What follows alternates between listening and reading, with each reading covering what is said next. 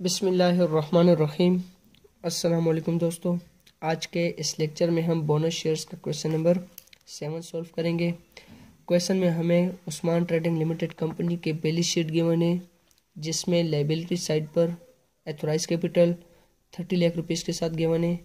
Issued subscribed and paid up capital में 12,000 shares given है, जिसमें पर शेयर प्राइस है 100 रुपीज़। जनरल रिजर्व हमें गिवन है 8 लाख रुपीज़ के साथ। Profit and loss account 2,50,000, provision for tax 65,000 and creditors 1,75,000। Asset sides पर फिक्स्ड एसेट्स में हमें गिवन है land and building 9 lakh rupees, plant and machinery 8 lakh rupees, furniture 1,90,000 and current assets में हमें स्टॉक गिवन है 2,50,000, डेटर्स 2,20,000 एंड बैंक गिवन है 1,30,000 rupees में। नीचे हमें यहाँ पर गिवन है the company purchases fresh machinery for rupees 2 lakh for which it pays 25,000 by cheque and for balance allots ordinary shares of rupees 100 each at 25% premium. Company ने एक fresh machinery purchase की 2 लाख रुपीज़ की, जिसमें से कंपनी ने 25,000 rupees bye check पे किए और जो रिमेनिंग अमाउंट है उसकी कंपनी ने अपने वेंडर को शेयर्स इशू कर दिए 25% प्रीमियम पे। क्लियर। नेक्स्ट हमारे पास the company then issues 2 bonus shares for every 5 ordinary shares held at present. उसके बाद कंपनी ने अनाउंस किया कि वो अपने एग्जिस्टिंग शेयर होल्डर्स को बोनस शेयर्स इशू करेगी। किस बिना पर? जिसके पास 5 शेयर्स होंगे उसको 2 बोनस शेयर्स दिए जाएंगे। For this purpose of amount of bonus utilise the profit and loss account and balance out of general reserve. इसके लिए कंपनी ने अपने रिजर्व्स यानी प्रॉफिट एंड लॉस अकाउंट और जनरल रिजर्व में से अमाउंट निकाली। क्लियर। रिक्वायरमेंट हमारे पास यहाँ पर pass the journal entries and redraft the balance sheet. Journal entries बनानी है और उसके बाद दोबारा हमने क्या करना है, बैलेंस शीट को बनाना है। सबसे पहले हमारे पास यहाँ पर जनरल एंट्री होगी मशीनरी परचेज की, जो कंपनी ने फ्रेश मशीनरी परचेज की।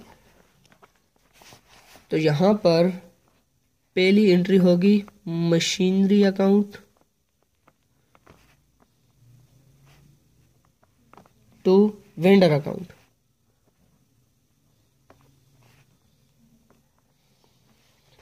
मशीनरी अकाउंट को 2 लाख रुपीज़ के साथ डेबिट करना है और वेंडर को 2 लाख रुपीज़ के साथ क्रेडिट कर देना है। अब मैं आपको इसका लॉजिक भी बताऊंगा, मशीनरी को डेबिट क्यों किया और वेंडर को क्रेडिट क्यों किया। देखिए, मशीनरी परचेज की। मशीनरी हमारा फिक्स्ड एसेट है और एसेट्स जब इंक्रीज होते हैं तो डेबिट हो जाते हैं। और वेंडर को यहाँ पर क्रेडिट इसलिए किया क्योंकि वेंडर हमारी यहाँ पर लायबिलिटी क्रिएट हो रही है। वेंडर को हमने क्या करना है, अमाउंट या कैश पे करना है। अभी तक हमने उसको कैश पे नहीं किया। तो लायबिलिटीज जब इंक्रीज होती हैं तो as per the accounting rules liabilities credit हो जाती हैं। तो यहाँ पर सबसे पहली नरेशन होगी being the purchase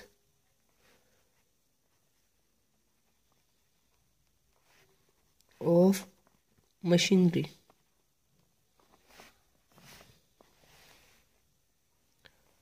first entry हमारी यहाँ पर कंप्लीट हो गई।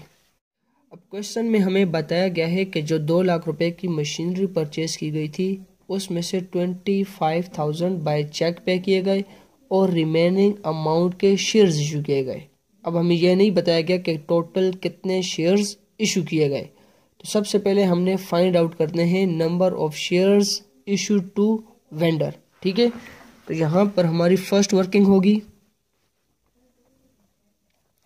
First working number of shares issued to vendor. इसके लिए फॉर्मूला होगा हमारे पास अमाउंट पेएबल, जो वेंडर को हमने अमाउंट पे करनी है,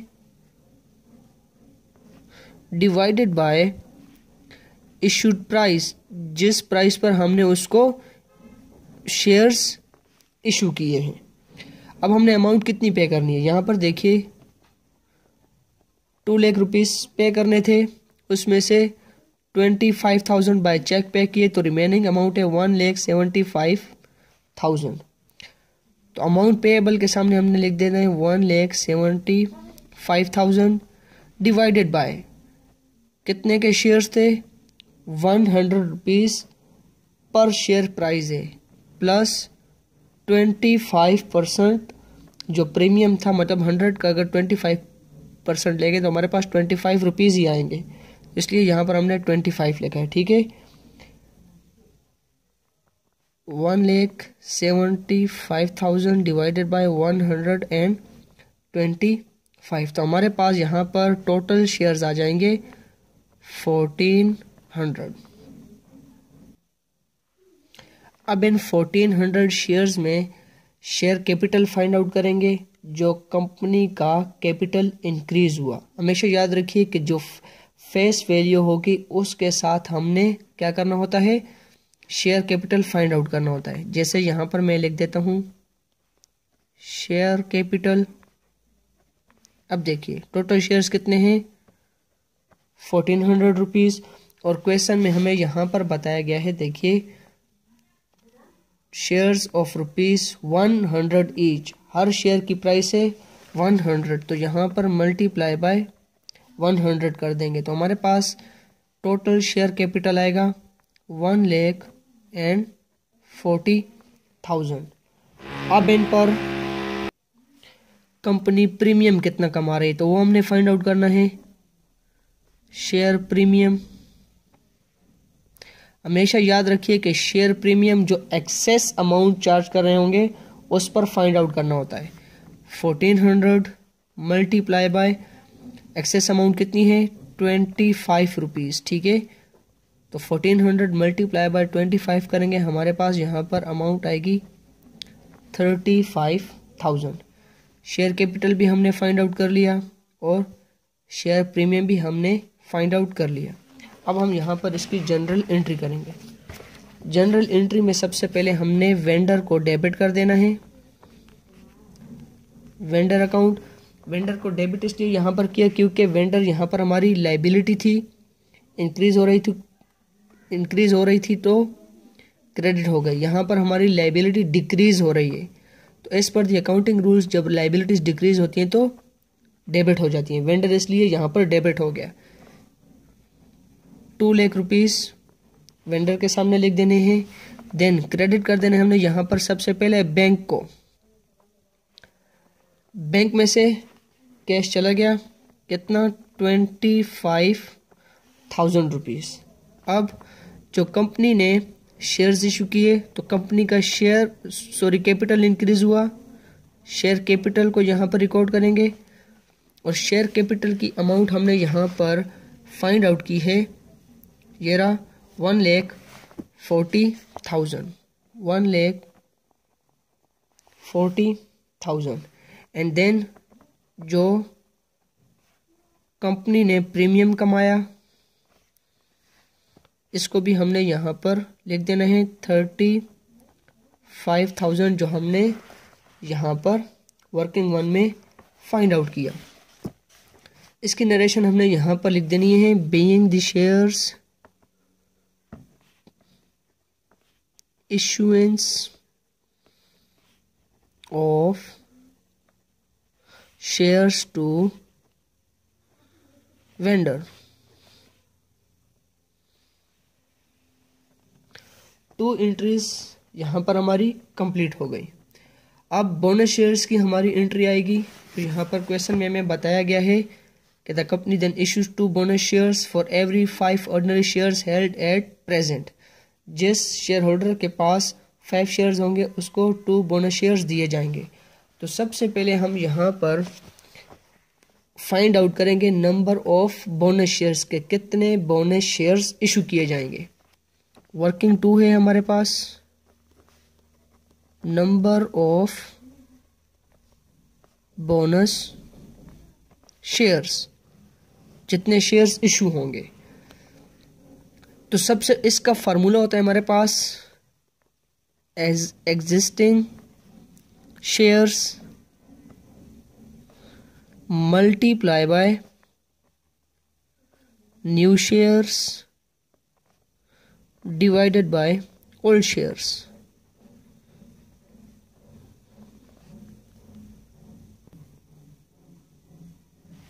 अब यहां पर क्वेश्चन में देखें, इशूड शेयर्स हमारे पास कितने हैं 12,000, मीन्स दैट कि ये हमारे एग्जिस्टिंग शेयर्स हैं।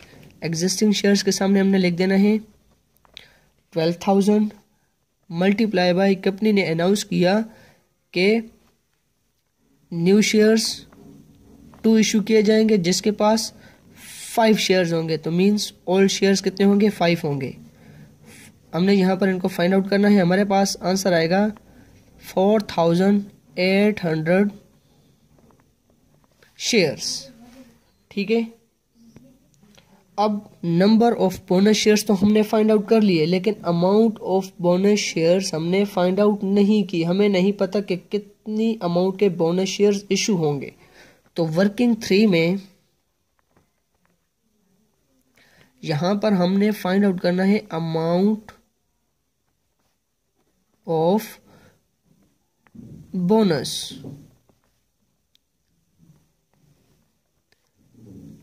इसके लिए हमने क्या करना है, number of bonus shares multiply by face value. अब बोनस शेयर्स की अमाउंट कितनी, बोनस शेयर्स कितने हमारे पास 4,800 और फेस वैल्यू हमें यहाँ पर क्वेश्चन में बताई गई है 100 ईच, तो मल्टीप्लाई बाय 100 कर देंगे। हमारे पास यहाँ पर की टोटल अमाउंट आएगी 4,80,000 4,80,000 रुपीज़ के बोनस शेयर्स इशू होंगे।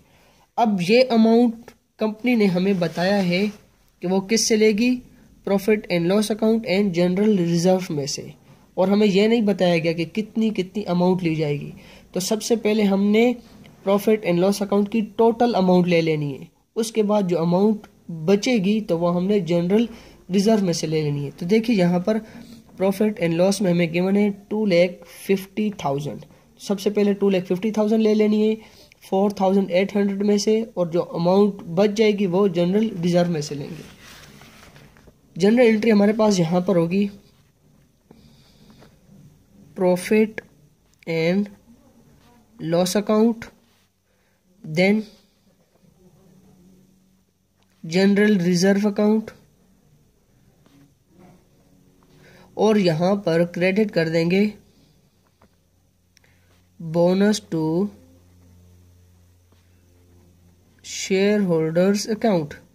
लॉजिक मैं आपको बता देता हूं, ये दोनों कंपनी के क्या हैं, रिजर्व्स हैं, लाइबिलिटीज हैं। तो यहाँ पर लाइबिलिटीज डिक्रीज हो रही हैं, तो जब लाइबिलिटीज डिक्रीज होती हैं तो डेबिट हो जाती हैं। प्रॉफिट एंड लॉस अकाउंट की टोटल अमाउंट हमने ले लेनी है, ये हमारे पास 2,50,000 2,50,000। अब बोनस की टोटल अमाउंट कितनी है 4,80,000, और यहाँ पर हमने ये अमाउंट इन दोनों में से लेनी है, प्रॉफिट एंड लॉस में से और जनरल रिजर्व में से। तो प्रॉफिट एंड लॉस में से तो हमने टोटल अमाउंट जितनी भी थी प्रॉफिट एंड लॉस अकाउंट की वो उठा ली। अब जो रिमेनिंग अमाउंट है वो जनरल रिजर्व में से लेंगे। तो 4,80,000 में से 2,50,000 माइनस कर दें, हमारे पास आंसर आएगा 2,30,000। तो ये अमाउंट हमने जनरल रिजर्व में से ले लेनी है 2,30,000। और bonus to shareholder account हमने यहाँ पर फाइंड आउट किया है 4,80,000। ठीक है, और यहाँ पर इसकी नरेशन हमने लिख देनी है बीइंग द बोनस डिक्लेयर्ड। अभी हमने पे नहीं किया, नेक्स्ट एंट्री में अब बोनस शेयर्स हमने इशू करने हैं। ठीक है, तो लास्ट एंट्री हमारे पास यहाँ पर आएगी bonus to shareholder account,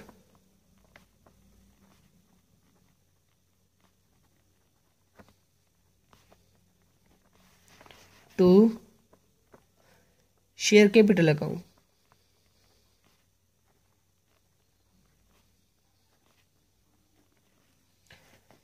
$4,80,000 के साथ डेबिट कर देंगे bonus to shareholder account को, और शेयर कैपिटल को $4,80,000 के साथ क्रेडिट कर देंगे। और यहाँ पर नरेशन लिखेंगे बीइंग द इशूइंग ऑफ